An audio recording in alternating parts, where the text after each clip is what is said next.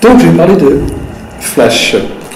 Alors Flash, au départ, lorsque nous avons réfléchi à l'organisation de ce concert, donc qui aura lieu le 24 janvier, Joël et Peyo ont proposé leur pièce, donc existante, et je me suis basé sur l'instrumentarium de leurs œuvres, et j'ai proposé d'écrire quelque chose de spécifique, qui viendrait peut-être en contrepoint de leur démarche compositionnelle, de leur sensibilité.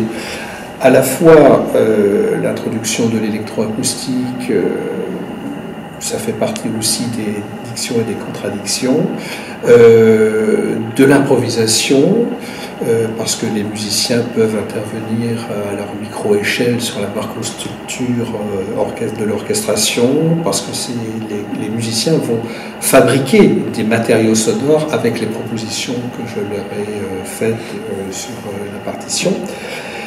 Globalement, la partition s'articule autour des différents états et conditions, différents types d'esthétique. En fait, c'est un foisonnement d'esthétiques multiples.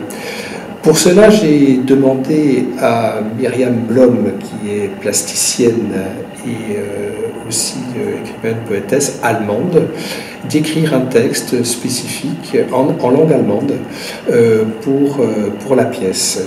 On s'est entendu sur les différentes atmosphères et le texte global s'appelle Ein Windwelt, qui veut dire un vent souffle. Donc on est aussi dans cette idée de texte qui se fait, etc. Globalement, l'œuvre Flash, c'est ce que j'appellerais une anarchive impro-comprovisationnelle, anarchive dans le sens où c'est quand même un texte poétique pour certaines parties, mais aussi très affirmé dans d'autres. Il y aura aussi bien du free jazz débridé que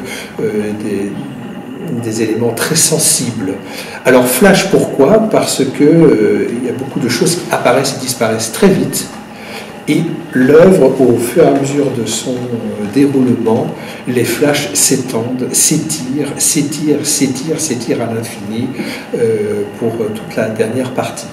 Donc entre la langue allemande que j'affectionne particulièrement pour ses sonorités, l'enracinement, Goethe, etc., on remarquera ses filiations par rapport à ça, mais aussi une très grande originalité par rapport au texte de Myriam Blom, par ailleurs professeur de volume à l'école d'art, à la Cité des Arts, puisque maintenant on dit cela. Le mélange de parties improvisées, d'électroacoustique, toute la scénographie est inversée, si je puis dire, tout est inversé, le chef dirige face au public, des musiciens qui ne verront jamais le chef, et je vous en passe, c'est des meilleurs parce qu'il y a toute une théâtralisation scénographique, déplacement des musiciens, là je vous en dis pas plus, mais, et une diffusion aussi octophonique des matériaux électroacoustiques.